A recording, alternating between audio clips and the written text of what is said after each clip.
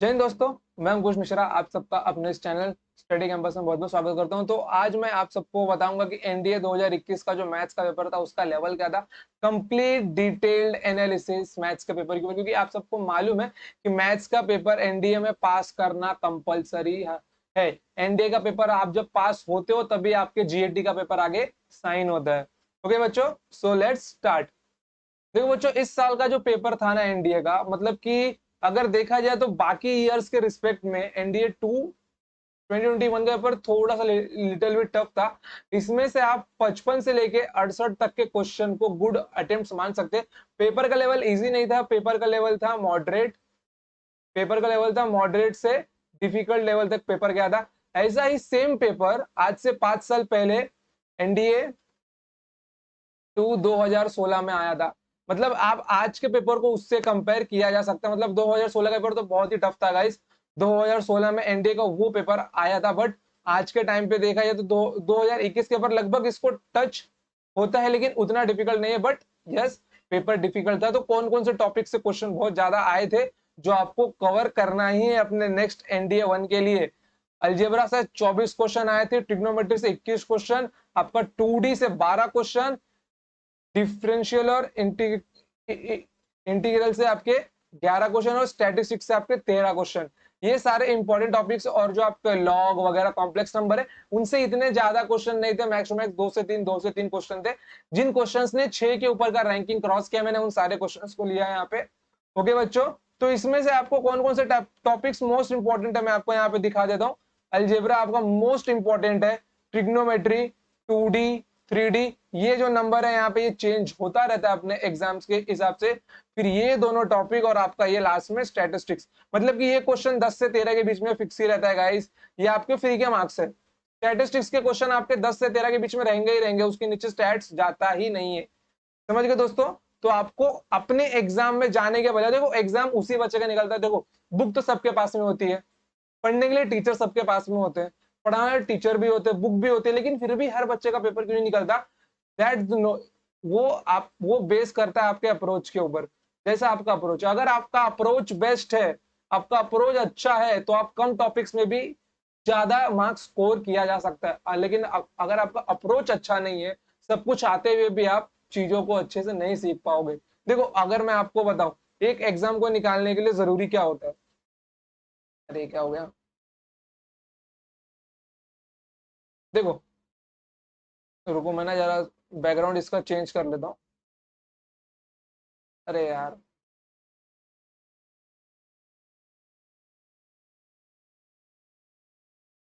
देखो एक एग्जाम को निकालने के लिए सबसे मेन चीज क्या होती है। सबसे पहले आपका आता है स्ट्रेटेजी। क्या आता है? स्ट्रेटेजी आता है। स्ट्रेटेजी के बाद में आता है कि आपके पास जो नोट्स वगैरह है वो कैसे हैं, नोट्स। फिर तीसरी चीज है कि आपका अप्रोच क्या है। आपका अप्रोच क्या है। चौथा चीज कि आपने सिलेबस को कंप्लीट किया है कि नहीं किया है। Completion of complete syllabus, syllabus को कंप्लीट करना मोस्ट इंपॉर्टेंट है। और पांचवा चीज जो आपका आता है वो आता है मोर एंड मोर प्रैक्टिस। क्या? Practice and revision. क्या होता है? Practice and revision. और छठवा चीज जो आपका आता है वो आता है आपका मॉक टेस्ट। छठवा चीज जो आता है वो आपका क्या था, आपका मॉक टेस्ट आता है। अगर ये चीजें आपके पास है, एकदम दमदार लेवल पे है, तो आप एनडीए का पेपर जरूर निकाल लोगे। क्योंकि एनडीए का जो कट ऑफ है, एनडीए का जो कट ऑफ है जो इस बार इस पेपर का जाने वाला है, मेरे हिसाब से अगर ओवरऑल मार्किंग स्कीम देखी जाए तो वो 325 से एवरेज 340 तक जाएगा, मैक्स टू मैक्स 325 से 340 तक जाएगा। और अगर सेक्शनल कट ऑफ की बात की जाए तो मैक्स टू मैक्स 25% तक जाएगा, आपका मैथ्स का भी और आपका जीएटी का भी। क्योंकि जीएटी का पेपर इस साल सिंपल आया था गाइस, अगर जिसने अच्छे से पढ़ाई की होगी उसके लिए। जो पढ़ के जाता है उसका तो मैथ्स का पेपर सिंपल आता है गाइस। Okay, okay. तो मैक्स टू मैक्स सिर्फ और सिर्फ 25-25% ही दोनों का। आई होप शायद आपको यहाँ से दिखाई ना दे रहा हो। देखो यहाँ पर मैथ्स का जो कट ऑफ जाएगा, सेक्शनल कट ऑफ को 25% जाएगा, और जीएटी का भी सेक्शनल कट ऑफ 25% ही जाएगा। और ओवरऑल जो कट ऑफ है आपका जाएगा 325 से 340 के बीच, जहां तक मुझे लगता है पेपर का लेवल देखे देखकर, क्योंकि पेपर इजी नहीं था। अगर आप कॉम्प्लेक्स नंबर और लॉगरिथम के क्वेश्चंस को छोड़ दे, तो उसको छोड़ के तो पेपर का लेवल मॉडरेट टू डिफिकल्ट था। इजी नहीं बोल सकते हम लोग इस साल के पेपर को। इसके लिए आपको एनडीए 1 का, और देखो ये भाई यूपीएससी है, यूपीएससी के पेपर को प्रेडिक्ट नहीं किया जा सकता, यूपीएससी के पेपर को प्रेडिक्ट नहीं किया ही नहीं जा सकता गाइस, क्योंकि वो यूपीएससी कुछ भी पूछ सकता है। उसका उसका हर चैप्टर को लेके वेटेज कब चेंज हो जाए बोल ही नहीं सकते हम लोग। इसके लिए देखो आपको क्या क्या करना जरूरी है। देखो यहाँ पर आपको सबसे मेन चीज करनी क्या चाहिए, अगर मैं आपको ये बाद में बताता हूँ। देखो यहाँ पे ये आपका ना एनडीए 1 का पेपर है, ये आपका एनडीए 1 2021 का पेपर है। उसके पेपर में डिफिकल्टी लेवल देखो, उस पेपर में आपको इजी क्वेश्चंस भी आए थे। वो भी कितने आए थे मालूम है? ट्रिग्नोमेट्री से 15 इजी क्वेश्चन आए थे, 15। कॉम्प्लेक्स नंबर के मॉडरेट थे तब भी नहीं थे। डिफिकल्ट आया था सेट थ्योरी फंक्शन आया था उसमें से।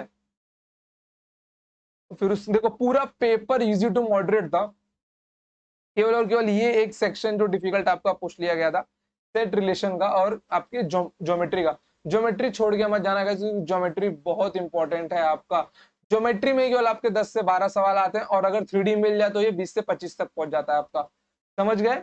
तो ये एनडीए 1 का पेपर था, और एनडीए 1 का पेपर हमेशा एनडीए 2 से सिंपल ही आता है। तो मे भी पॉसिबिलिटी है कि आपका एनडीए 1 2022 का पेपर इजी है, जिसके लिए अभी केवल 4 महीने बाकी है। तो गाइस मैं सीधी सी बात बोलूंगा आपको, आपको हर एक टॉपिक पढ़ के जाना है, आपको कोई टॉपिक छोड़ना नहीं। अगर आपने कोई टॉपिक छोड़ने की गलती की तो आप बड़ा पछताओगे। और अगर आपको इन 4 मंथ्स में, और अगर आपको इन 4 मंथ्स के अंदर, अगर आपको इन 4 मंथ्स के अंदर अपना सिलेबस कंप्लीट करना है, तो नीचे दिए गए नंबरों पर आपको नीचे नंबर स्लाइडिंग होते हुए दिखाई दे रहे होंगे, वहां पर आप फोन कीजिए, हमारी बैचेस ज्वाइन कीजिए। आपका पूरा सिलेबस 4 मंथ्स के अंदर कंप्लीट करवाया जाएगा। अगर आपको गाइडेंस नहीं है, देखो आपको ज्वाइन करना है नहीं करना है वो आपके ऊपर है, but this coaching is the best for NDA exam guys. अगर आपको अपना सिलेबस, मैथ्स का सिलेबस अगर अच्छे से कवर करना है तो कोचिंग ज्वाइन कीजिए इन 4 महीनों के अंदर। अगर आप स्कॉलर है तो वो अलग बात है, उसके लिए हम लोग कुछ नहीं बोल सकते आप लोगों को। देखो अभी आपको करना क्या है इन 4 महीनों में, आपको करना क्या है इन 4 महीनों में? आप तो एक तो पहली बात आपको एनसीईआरटी पढ़ के रखनी है अपनी, क्लास 11th की एंड 12th की एनसीईआरटी। कंसेप्ट क्लियर होने चाहिए गाइस, कंसेप्ट। देखो अगर आप जैसे समझ लो, आप अगर आर एस अग्रवाल की बुक उठाते हो, आप अगर आर एस अग्रवाल की बुक उठाते हो, उस बुक के अंदर क्या दिया हुआ है? उस बुक के अंदर मैक्स टू मैक्स 2 से 3 पेज की ही थ्योरी दी हुई है, बाद में आपके सवाल दिए हुए नंबर। वो कुछ वो प्रैक्टिस के लिए अच्छी है गाइस, बट कंसेप्ट पढ़ने के लिए वो बुक अच्छी नहीं है। आपको एनसीईआरटी से अपने कंसेप्ट पढ़ने हैं, और अगर आपको और अच्छे से कंसेप्ट पढ़ने तो मैं बोलूंगा कि आप जेई की बुक्स भी पढ़ो। जेई की बुक्स भी आपको पढ़नी चाहिए, क्योंकि अगर आप जेई की बुक्स पढ़ते हैं तो आपके कंसेप्ट की, आपके आपके कंसेप्ट जो रहेंगे उसकी क्लैरिटी वो बहुत अच्छी होगी अगर आप जेई की बुक्स पढ़ के जाते हैं। क्योंकि एनडीए का पेपर कंसेप्ट क्लैरिटी की डिमांड रखता है आपसे। एनडीए का पेपर आपसे कंसेप्ट एनडीए का पेपर आपसे कंसेप्ट का डिमांड रखता है कि आपका कंसेप्ट एकदम अच्छे से क्लियर होगा। वो पेपर उस लेवल का बनाता है, इसके लिए आपको एनसीईआरटी पढ़ के जानी है। उसके बाद एनसीईआरटी के सारे सवाल, एक एक एग्जांपल पढ़ने के बाद में जेई के बुक्स और जेई के previous year question solve, JEE के प्रीवियस ईयर क्वेश्चन लगा लो आप लोग। अगर ये दोनों आप लोग इन 4 महीनों में कर लेते हो तो दैट इज इनफ गाइस, इतना इनफ है। और अगर इसके अलावा कुछ नहीं तो आप लोग एनडीए के प्रीवियस ईयर तो एनडीए 1 और एनडीए 2 दोनों के प्रीवियस ईयर लगाना है आपको। क्या? एनडीए 1 और एनडीए 2 दोनों के प्रीवियस ईयर लगाने हैं आपको। आप जेई के प्रीवियस ईयर एक बार छोड़ दो चल जाएगा, लेकिन एनडी के प्रीवियस ईयर मत छोड़ना गाइस, क्योंकि एनडी के प्रीवियस ईयर बहुत इंपॉर्टेंट है। केवल केवल डेटा चेंज करके भी क्वेश्चन पूछा जा सकता है आपसे। समझ गए? इसलिए प्रीवियस ईयर क्वेश्चन अपने पास रखोगे तो एग्जाम का लेवल और वेटेज आपका खुद से अंदर से एक एक वो रहता है, क्या आवाज आती है कि हाँ ये टॉपिक इंपॉर्टेंट है और ये टॉपिक इंपॉर्टेंट नहीं है। समझ गए? ओके चलो, तो मैंने आपको क्या क्या बताया। देखो आपको सबसे पहले अपनी एनसीईआरटी पढ़नी है। एनसीईआरटी कौन सी? 11th एंड 12th की। उसके बाद में आपको एनडीए 1 और एनडीए 2 की प्रीवियस ईयर क्वेश्चन को सॉल्व करना है। प्रीवियस ईयर क्वेश्चंस को सॉल्व करना है, और उसके बाद में क्या आपका R S Agarwal,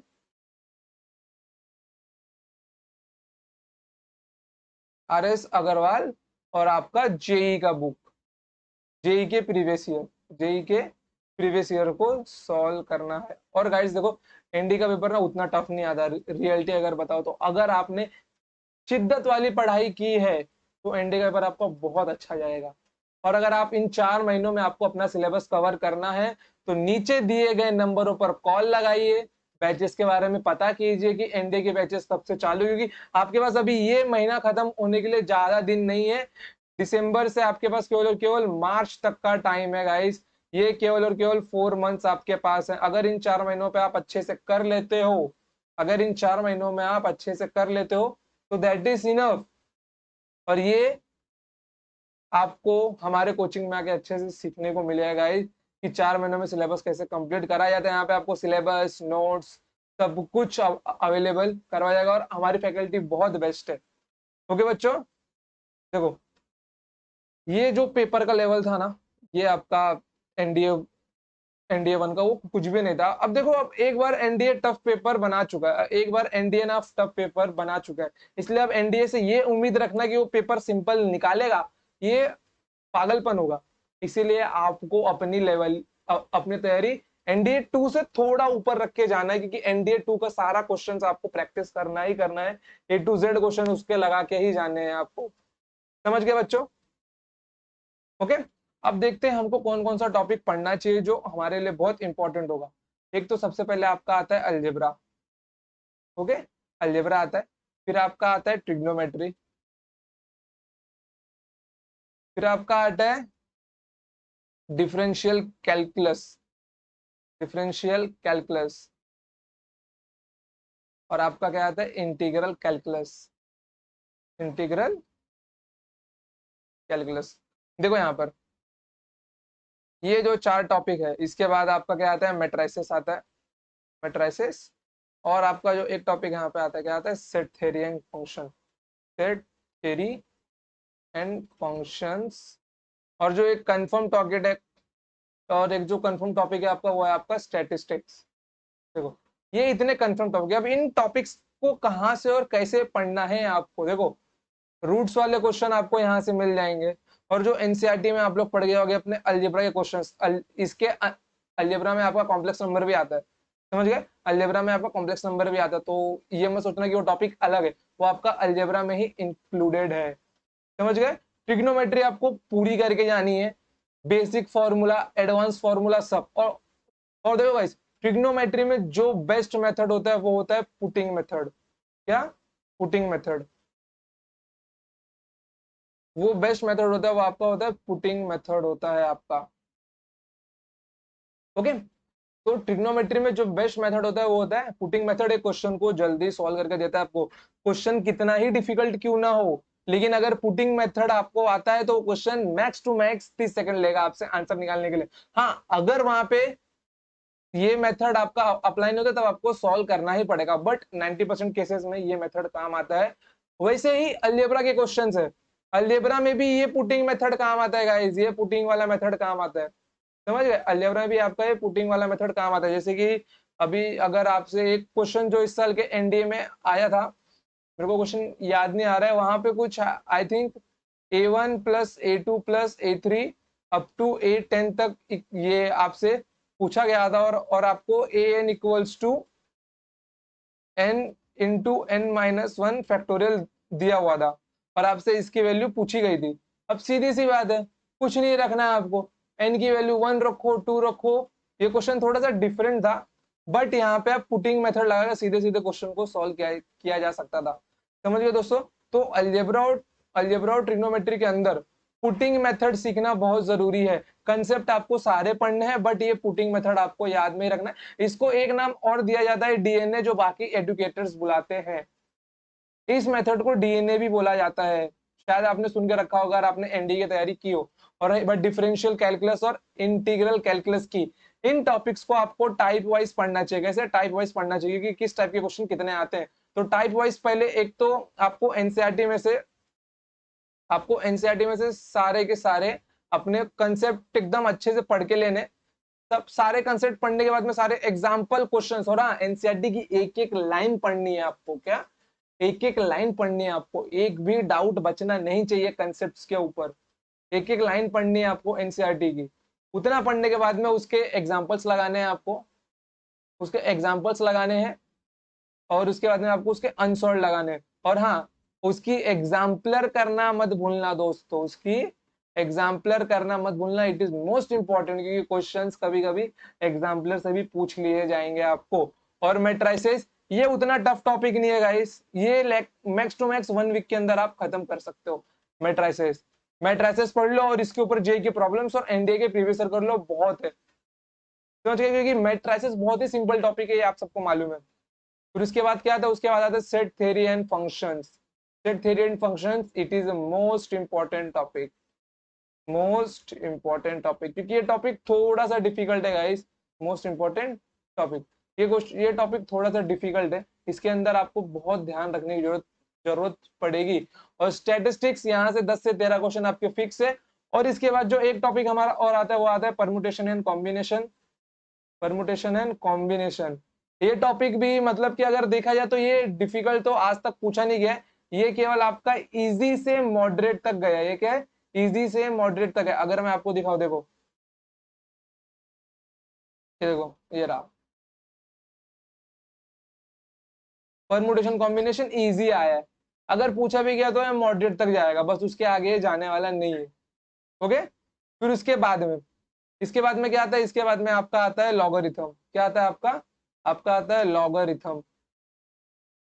logarithm is a very easy topic guys, बस इसके अंदर आपको ना एपी, जीपी और एचपी का कंसेप्ट पता होना चाहिए बस, क्योंकि एपी जीपी एचपी के ऊपर ही क्वेश्चंस बहुत ज्यादा आते हैं, क्योंकि लॉगरिथम बेसिक लॉग सबको सॉल्व, बेसिक लॉग सबको सॉल्व करने आता है। एग्जामिनर क्या होगा, वो आपको बोल देगा log 10 with the base x, फिर log 10 2 रेस टू x-3, और log 10 5 रेस टू x+7। बताओ ये एपी में है, जीपी में या एचपी में, ये आपको पूछ लेगा। और कभी कभी वो आपको यहाँ पे ln भी लगा के दे सकता है, ln 2x-3, और आपका ये ln raise to ln 5 raise to x+7, वो कुछ भी पूछ सकता है। इसके लिए लॉग में एपीजीपी का कंसेप्ट अच्छे से पढ़ के जाना, अच्छे से पढ़ के जाना आप लोग इसका कंसेप्ट, समझ गए। कोई डाउट इसके अंदर, कोई दिक्कत नहीं है ना। और हाँ, एक और बात, ट्रिग्नोमेट्री के फॉर्मूलाज, डिफरेंशियल और इंटीग्रल के फॉर्मूलाज गाइस प्रैक्टिस करके जाना, differentiation, integration, trigonometry, algebra, formulas याद होने बहुत जरूरी है। अगर आप लोगों को फॉर्मूलाज याद नहीं है तो क्या मतलब है आपका इतना टॉपिक करके, इसलिए फॉर्मूलाज को पेज पे लिखो, बार बार लिखो, पढ़ते रहो, समझ गए। आपके पास यही एक मौका है 4 महीने का जो आप लोगों को सफलता दिला सकता है। तो अगर बैचेस ज्वाइन करनी है, सिलेबस टाइम पे खत्म करना है, तो नीचे दिए गए नंबर्स पे फोन करो, बैचेस के बारे में पता करो और अपनी बैच लगवा लो।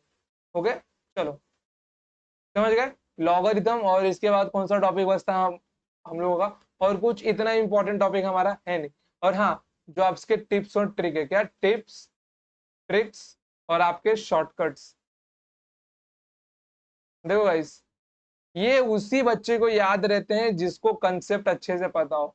जिसने डायरेक्ट टिप्स ट्रिक और शॉर्टकट पढ़े, वो एग्जामिनेशन में 101% भूलने वाला है, इसकी कोई मतलब कि 100% गारंटी है। अगर आपने एक डायरेक्ट शॉर्टकट पढ़ के गए ना आप लोग, तो एग्जाम में भूल जाओगे। इसके लिए कंसेप्ट पहले पढ़ो, और हमारे स्टडी कैंपस के टीचर कंसेप्ट बहुत अच्छे से सिखाते हैं बच्चों, बहुत अच्छे से, समझ गए। कंसेप्ट क्लियर करना आपका काम है। अब देखो, बैच ज्वाइन करना या ज्वाइन ना करना वो आपके ऊपर है, लेकिन इतना तो आपको पढ़ना ही पड़ेगा अपने एग्जाम के लिए, इतना तो आपको पढ़ना ही पड़ेगा। अब आप एक भी सिलेबस को छोड़ नहीं सकते, समझ गए। और जिसके मन में रहेगा सर वो कोनिक वगैरह हमारा क्यों नहीं आया, अरे वो आपका ये 2D में आता है या आपका 3D में आता है, समझ गए। तो आपका कोनिक एरिया बीरिया सब इसके अंदर इंक्लूडेड है, इन दोनों टॉपिक के अंदर। ओके, तो अगर कोई आपको डाउट हो बच्चों, तो कमेंट सेक्शन में पूछ के, तो कमेंट सेक्शन में पूछो कि जी सर हाँ मुझको ये डाउट है। देखो गाइस, ये पूरा एनालिसिस था आपके मैथ्स के पेपर का, मैंने बता दिया कि कौन सा टॉपिक आपका आपको मोस्ट इंपॉर्टेंट और कौन सा टॉपिक आपको पढ़ के जाना है। बट हाँ, अपने इस बार के पेपर को भूलना मत कि आपका अलजेब्रा, ट्रिग्नोमेट्री, फिर आपका एनालिटिकल ज्योमेट्री 2D 3D, और ये ज्योमेट्री 2D 3D, जो कि डिफरेंशियल और इंटीग्रेशन से भी सॉल्व होते हैं। अगर आप एरिया के क्वेश्चन चाहे तो आप डिफरेंशिएशन से भी लगा सकते हैं और आप अपने वॉल्यूम के क्वेश्चन इंटीग्रेशन से भी लगा सकते हैं। समझ गए? बस उतना एडवांस दिमाग होना चाहिए आपके पास। समझ गए? 2D और 3D के बाद ये आपके मोस्ट इंपॉर्टेंट टॉपिक्स आते हैं और आपका ये स्टैटिस्टिक्स है। तो कम से कम आपको ये देखो यहाँ पे 1 2 3 4 5 6 7 ये 7 टॉपिक आपको पढ़ के ही जाने हैं। और मैट्रिसेस परम्यूटेशन कॉम्बिनेशन इजी आता है, वो ज्यादा टफ नहीं पूछते एग्जामिनर लोग, और अगर पूछ भी लिया तो इतने टफ भी नहीं, आप लोग उसको पढ़ सकते हो बच्चों। ओके, तो आपको एग्जाम के लिए क्या क्या रखना है अप्रोच। और हाँ, अप्रोच कि आपको क्वेश्चन सबसे पहले किसके अटेम्प्ट करने हैं। सबसे पहले आपको जाना है डिफरेंशियल कैलकुलस और इंटीग्रल कैलकुलस के ऊपर। एग्जाम में इस क्वेश्चन को लास्ट में छोड़ने की गलती मत करना बिल्कुल भी। इन दोनों के बाद जाना कहाँ, 2D और 3D के ऊपर। इसके बाद जाना आप लोग ट्रिग्नोमेट्री और अलजेब्रा के पास। सबसे एंडिंग में जाना आप लोग मैट्रिसेस और डिटरमिनेंट के पास।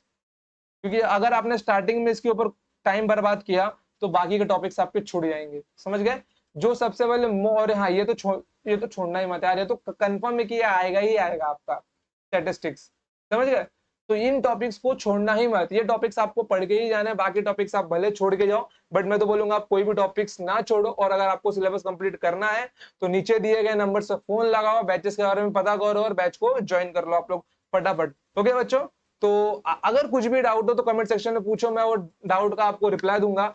और अगर कोई डाउट नहीं है तो पढ़ाई शुरू कर दो, बैच ज्वाइन कर लो, क्योंकि ये नवंबर का महीना खत्म होने में बहुत ही कम दिन बाकी है। समझ गए? आपको स्टडी कैंपस में नोट्स, पीडीएफ, गाइडेंस, हर एक टीचर से आपका अप्रोच सब कुछ मिलेगा। आपको किसी चीज की यहाँ पे कमी नहीं रखी जाएगी, आपको यहाँ पे सब कुछ प्रोवाइड किया जाएगा। और मैथ्स का पेपर एनडीए के एग्जाम में कितना इंपॉर्टेंट है ये आप सबको मालूम है। जब तक मैथ्स क्लियर नहीं होता तब तक आप लोग अपने आपका नेक्स्ट पेपर जीएटी का पेपर साइन नहीं होता। इसके लिए मैथ्स में आपको स्कोर करना ही है। और ओवरऑल अगर देखा जाए तो 25% इस बार का मेरे हिसाब से कट ऑफ जाएगा ओवरऑल। मतलब अगर सेक्शनल कट ऑफ देखूं तो ओवरऑल 325 से 340 तक। मतलब अगर 900 मार्क्स का आपका पेपर है तो आपको तो 450 भी स्कोर नहीं करना पड़ता होगा, आपको केवल 400 तक का अगर एम बना के रखते हो ना तो भी एग्जाम निकलने के चांसेस आपके हैं। बट आपको उसमें भी मैथ्स क्वालिफाई करना पड़ेगा। ओके, तो मैथ्स क्वालिफाई करने के लिए और अगर आपको मदद चाहिए, अगर आप उतने स्कॉलर नहीं हो, 4 महीने में सिलेबस कंप्लीट 4 महीने में सिलेबस कंप्लीट करने के लिए, तो नीचे दिए गए नंबर्स पे कॉल लगाओ, बैचेस के बारे में पता करो और एडमिशन ले लो। ओके बच्चों, तो आज के लिए इतना ही। तो मिलते हैं नेक्स्ट टाइम, तब तक के लिए टाटा बाय बाय, जय हिंद जय भारत।